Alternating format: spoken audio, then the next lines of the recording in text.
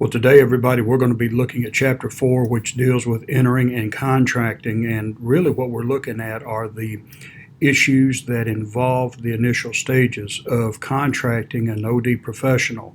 What are the considerations that need to be made? What are the obligations that you and the OD practitioner have to be aware of when you enter into an agreement? So, this is a initial part of the organizational change and development process, but it is a very important part as you start to understand the roles and obligations of each party. So let's go ahead and get started with Chapter 4, which discusses all of these things. Welcome back, everybody, and today we're going to be in Chapter 4, which discusses entering and contracting OD professionals. Now, this is an important first start if you are going to have a successful change initiative, or if you're going to have a successful developmental program for your organization. These things are going to be necessary, what we're going to be talking about today, to make sure that there is a good fit between the organization and the person who you are going to contract to come in and help with those transitions. Now let's take a look at entering into an OD relationship. First of all, as you see here, you need to clarify the organization issue. And how do you do that? Well, first of all, you need to understand what is the problem. What are you presenting to that OD professional that you want to have changed, or what do you want to develop within your organization? What's the end goal? Now, you need to be relatively specific in what you want to have accomplished through the efforts of this OD organization relationship. Then from there, you want to gain a clear perspective of the underlying issues and symptoms. Now, you're probably going to hear all types of complaints. You're going to hear all types of symptoms and stuff, so you need to be able to keep a wide berthing open so that you can accommodate all the issues that they are presenting, and you need to understand what are the symptoms and issues that you're facing right now. So having a clear perspective of the issues and all of the things that you're experiencing, you need to understand it so you can tell the OD professional. The OD professional needs to have a clear perspective of what's going on. And then gather enough preliminary data to make informed choices about the next step. And preliminary data here can be anything from secondary information, which is literature and documents that you can study. It also involves first primary data, which means you interview and you observe people. So gathering that information is going to be necessary. Now, the next step is to determine the relevant client. Now, this is what you have to do as the OD professional. You have to identify organization members who can directly impact the change issue. First of all, you need to make sure you identify those who are influential in that organization. Where does it start? It starts at the top. You need to make sure you have, as the OD professional, the management, the executives support, because if you don't have that, you've got nothing. If they're not going to support you, then your efforts are really going to be wasted. But also, too, what I've discovered is trying to find those who within the organization are the ones that people listen to, respect, and look up to. And it doesn't necessarily have to be a manager or a supervisor. It could be those who have experience that people trust. You know, I've been in some organizations where the people trust each other more than they do the management. So you need to identify those members who can directly impact the change issue. Now, the key, when I was in church, and I say when I was, I'm still a pastor, But one of the things that I always did, if I was trying to change something in the church that was going to be maybe controversial, I would find those individuals who everybody looked up to, who everybody would listen to, and I would meet with them and I would get them on my side so that when it came time to present the change, they, knowing that I have, they have my support and I have their support, we could provide a unified, pretty much presentation, and I've never had a problem changing things. Now, I've had some people grumble, and you're going to have that in churches and in organizations, but it was nothing substantial, at least not to the point where people rebelled against the change or they were resistant to the change and so forth. If you can identify, whether it's in church or the organization, those people who are influential in that organization, if you can win them, then chances are you're going to win the organization. And then involve all relevant members in selection of an OD practitioner and the subsequent change process. So when you're looking at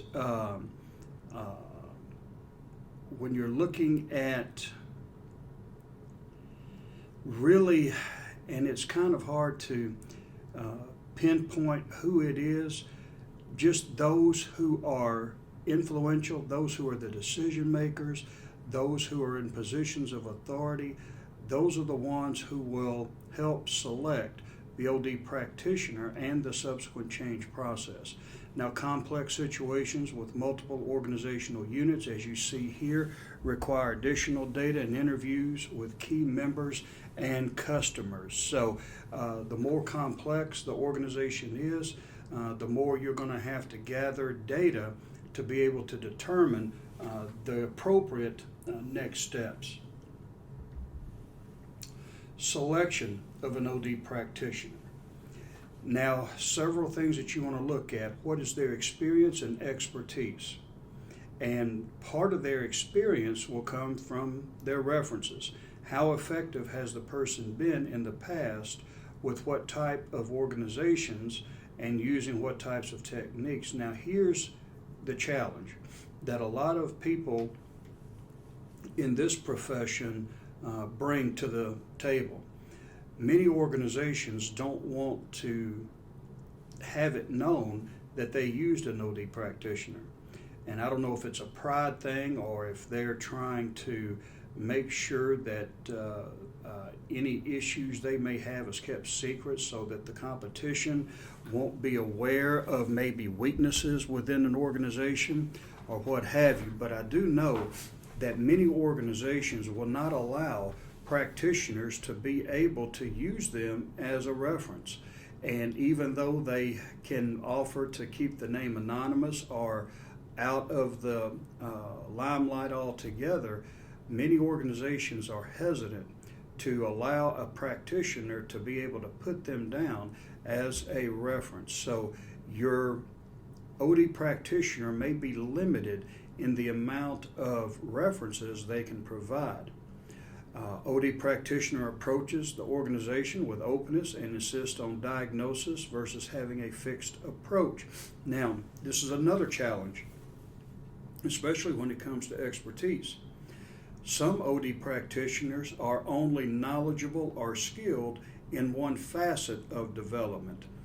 For instance, you may have a OD practitioner who is an expert in diversity, and they may be able to do everything within that organization from a diversity standpoint, but what if your organization experiences different types of problems? They will approach the organization from a diversity standpoint. So everything that they apply to the organization will have a diversity emphasis, and that may not be what you want. You want a practitioner who has an eclectic background, and eclectic means multi-dimensional or multifaceted or more than just one type of specialty. So having expertise in different areas is important instead of having, as you see here, a fixed approach. There is no one size fits all when it comes to OD practitioners. You can't apply just one model and expect every organization to be able to benefit from that one model because, as you know as well as I do, problems come in many shapes, forms, and fashions. So you want to be able to have an OD practitioner who can assess the problem and then apply whatever model that would be best suited for that organization, and not just a model that they're aware of because they don't know of anything else. Now here you want to have the essentials, or you want to make sure that you have the essentials of an effective OD proposal. And what are the elements? Well, first of all, objectives of proposed project. This is a statement of the goals in clear terms, including measurable results. You don't want to just say fix the company without understanding what is the problem in the first place. So you want to be able to set up, hopefully, milestones, which are time intervals that you believe and the OD practitioner believe is reasonable, so that by next month this should happen, and the month after that should happen, and be able to measure what is happening. Proposed process of action plan. You want to have a description of the plan, a diagnosis, data analysis process, which means you are going to articulate how you're going to gather data, how you're going to obtain feedback, an action planning process, which we saw from week 1 or 2 that action research is research that is directly applied to that organization and its situation, so that you can put into play the proper type of response or action plan for that problem. Roles and responsibilities. You need to list the stakeholders in the process, including the OD practitioner, him or herself, and the specific responsibilities for which they will be held accountable. Okay, you are going to be responsible for this, we're going to be responsible for that. Everybody's going to know their role, especially the OD practitioner. That's mainly who this is for, but you need to understand that the stakeholders will also have a role in this process as well. Recommended interventions. What do you plan on doing? How will the OD practitioner and the stakeholders or the organization, how will they get together? What interventions will take place? And then fees, terms, and conditions. And that's just an outline of how much it's going to cost for the effort, how they charge, and how will you know if the effort was successful and so forth. That will come through feedback, but you have some who will, as we say, milk the cow forever and ever. They may come up with other things that they believe the organization may need, and they may drag out things. So that's why you need to have measurable objectives. You need to set into action time frames and articulate how you will assess the success or failure of that OD intervention.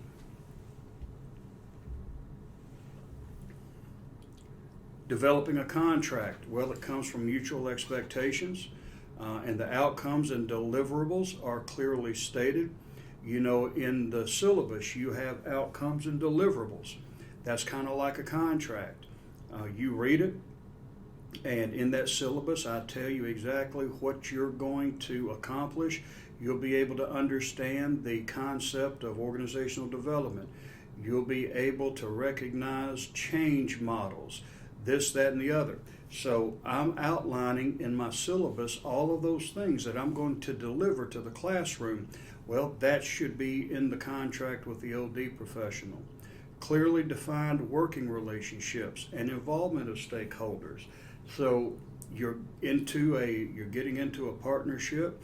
You, the stakeholders, you, the management, you, the workers, each of them and you will have a relationship. Sometimes they'll be similar, sometimes they'll be different in how you relate to them and how you interact with them. So you need to be able to define that. Do you have an open door policy with management? Do you have unfettered access to the workers during the workday? Or will you have to plan on meeting with them after hours or on the weekends or whatever? Then you have expectations of OD practitioner that are clear, publishing cases and results. So the expectations that they have for the organization and the organization has for them needs to be outlined. Then you have time and resources, and that's it. Again, access to client, key managers, members, and access to information. There are some companies who have sensitive information. They may not want to share everything, but if you're going to have a clear understanding of that organization, then you're going to have access to pertinent information. And then ground rules. That's the confidentiality of the client professional relationship. You have to maintain confidentiality at all times, even if it means you're not able to produce a reference list. You still have to honor the organization's wishes. Now, you can, as a part of the contract, put in there that, listen, I need to be able to use my experience to go as a resource and as a reference. So you can hash that out at the very beginning. Some may concede to it just to get you in there to begin the change process or development process, but those things need to be in the contract. And the practitioner's role in the process, and that's the OD professional's role, that they won't divulge.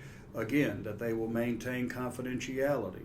It's pretty much the same thing that I was saying a while ago. Now, the interpersonal process, when you're entering in and contracting, you have client issues, which is exposed and vulnerable in admitting the need for assistance and dependency on the practitioner to provide help. Most people that I've experienced in my years of working with organizations and development and change, most of them won't admit that they have a problem, or they have a problem, but it's not them, it's another department or another division. So you have a lot of passing the buck. They won't really admit that, yeah, I need help in this, this, and this for myself. They'll pretty much tell you that so-and-so in that department needs to have more training and development and so forth. Again, I was with a college back some years ago, and the whole organization was dysfunctional, but no one would really take the responsibility and admit that they had a problem and the other departments had a problem and so forth. So you've got to be careful with that. And a lot of them believe, just as anything else, that if a practitioner comes in, it's a sign of weakness and so forth. And that's why a lot of companies don't want others to know that they have an OD professional there. Inadequate in the ability to solve the organization's problems. If you are one-dimensional as an OD professional, you may have that issue going on, and you may not be able to solve the myriad problems within the organization. From an organizational standpoint, they may be inadequate to solve their problems, and that's obvious because they called you. So the problem could be beyond either one of the individual's ability to control, and then fear of losing control. That's why a lot of them don't want OD professionals in there, because they feel like they're turning over responsibility and authority and all of that to the OD professional, that they're going to come in and take over, and that's not the case. They're consultants. So admitting that they're vulnerable and that they have a problem, unable to solve the organization's problems themselves, and fear of losing control. Those are all issues that you're going to have when you go into these organizations, and it will constitute usually, or be the reason why usually they resist the OD professional and their intervention. Now, from an OD practitioner side, you have to have empathy. That means that you have to be able to put yourself in the shoes of the organization, understanding where they are coming from. And part of the attraction of EI, which is emotional intelligence, is that you can sense in other people areas of concern. Now, that's from an emotional standpoint. Now, you may not need emotional intelligence to assess an assembly line process, but having empathy with the individuals, understanding that no one's perfect. God created us, but we messed it up, and as part of that, we have problems.